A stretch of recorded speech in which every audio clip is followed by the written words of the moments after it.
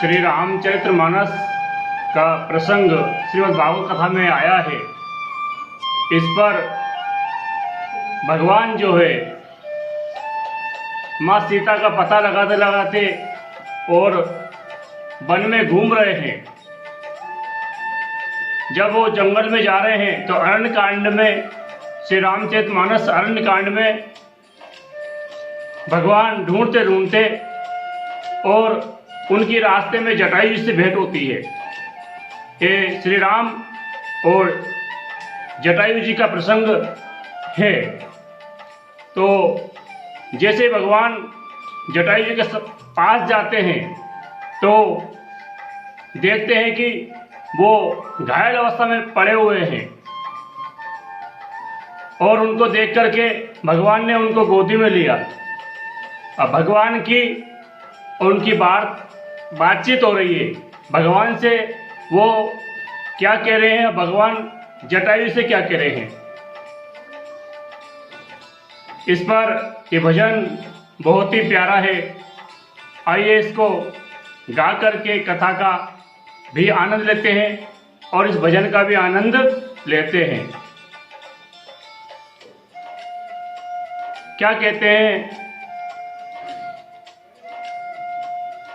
भगवान राम से जटायु जी, हे रघुनंदन लो अभिनंदन, आज्ञा दो मुझे अब जाने की, ये जीवन धन्य हुआ मेरा, ये जीवन धन्य हुआ मेरा, चिंता ही नहीं मर जाने की, हे रघुनंदन।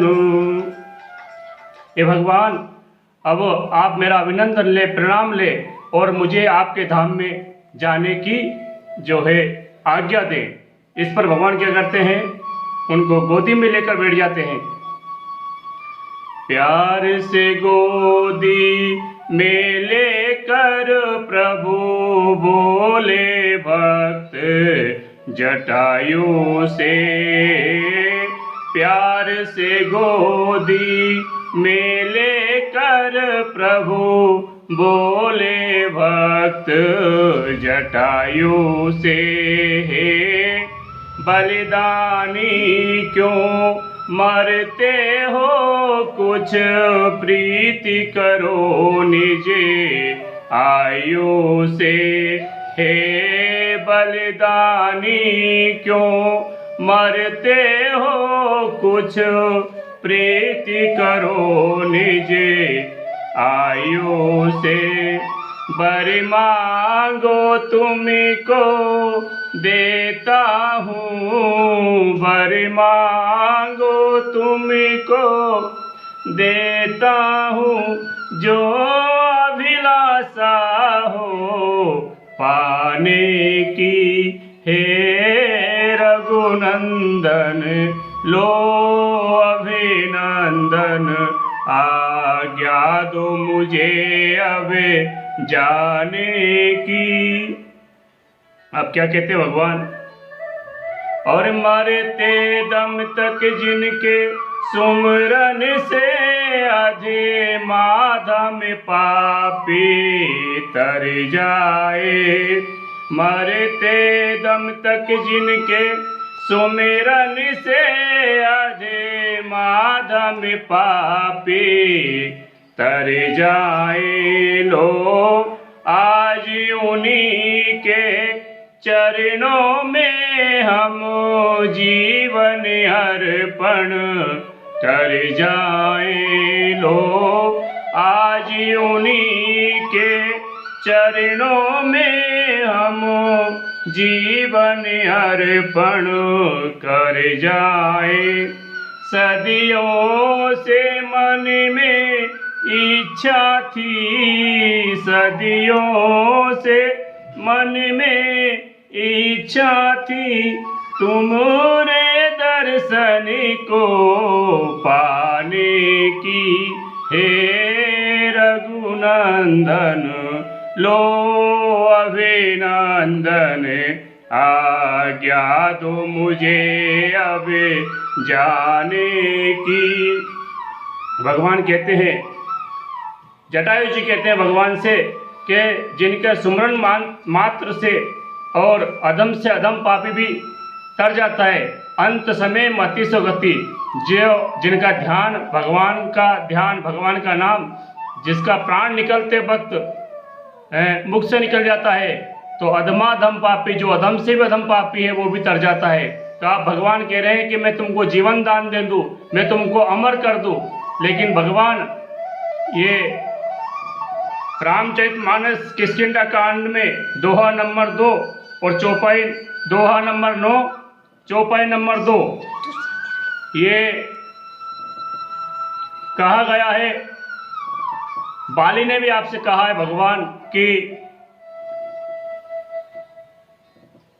बारे बारे मुनि जतन कराई, अंतेरा में कछुआवत नाई रामा। और बारे बारे मुनि जतन कराई, अंतेरा में कछुआवत नाही। अर्थात बार बार ऋषि मुनि, संत महात्मा, सत्पुरुष, सतगुरु ये सब जतन करवाते हैं जीव से, उस प्राणी से, उसका भगवान का नाम उच्चारण करने का, ताकि अंत समय में भगवान का नाम मुख से निकले और इंसान की जो है मोक्ष हो जाए। लेकिन बार बार जतन करने के बावजूद भी भगवान का नाम मुख से नहीं निकल पाता है। इसमें आप कहते हैं भगवान, जटायु जी कह रहे हैं कि आप कह रहे हैं कि मैं तुमको अमर कर दूं। जब अंत समय में मुख से नाम नहीं निकल पाता है, तो आप तो मेरे सामने साक्षात खड़े हैं, फिर मैं और कैसे अमर शरीर को पाऊं, और क्या चीज़ आपसे मांगूं? मुझे कुछ नहीं चाहिए भगवान। तो क्या कहते हैं, फिर उनका जो है जीवन की जो उनकी आत्मा है जटायु जी की, भगवान में जाके समा जाती है।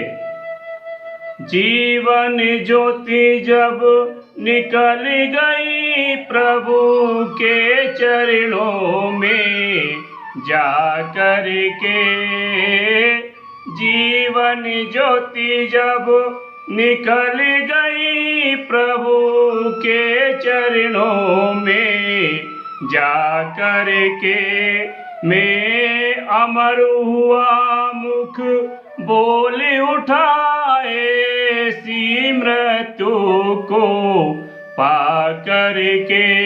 उनका आत्मा जो है निकल करके शरीर में से और भगवान में समा जाती है। और क्या कह रहा है, क्या कह रहे हैं जटायु जी कि मैं तो अमर हो गया भगवान, ऐसी मृत्यु को पा करके मैं पक्षी होकर भी आपकी कोई सेवा कर सका, आपका कोई काम कर सका, ऐसी वो बात कर रहे हैं। और देखो हम मनुष्य होकर भी भगवान से दूर भागते जा रहे हैं, भगवान का सुमरन नहीं करते हैं, भगवान का पूजन नहीं करते हैं, भगवान को नहीं ध्याते हैं। और ये देखो इन कथाओं से हमें यही मिलता है, एक पक्षी होकर भी भगवान के काम आ गए और अपने जीवन को धन्य बना लिया। तो क्या कह रहे हैं जटायु जी, मैं अमर हुआ ये बोल उठाए सी मृत्यु को पा कर के, युग बीत गए युग बीतेंगे, युग बीत गए युग बीतेंगे, ये बात नहीं बिसराने की। हे रघुनंदन लो अभिनंदन, आज्ञा दो मुझे अब जाने की। ये जीवन धन्य हुआ मेरा, ये जीवन धन्य हुआ मेरा, चिंता ही नहीं मर जाने की। हे रघुनंदन लो अभिनंदन, आज्ञा दो मुझे अब जाने की। जैसे जटायु जी ने अपना भगवान के काम आकर के भगवान का कोई कार्य कर करके अपना जीवन धन्य कर लिया, ऐसे ही हमें भगवान की कथा सुन करके, भगवान की पूजा करके, भगवान के निमित्त तीर्थ करके हमें अपने जीवन का भी उद्धार करना चाहिए। यही हमें कथा सिखाती है।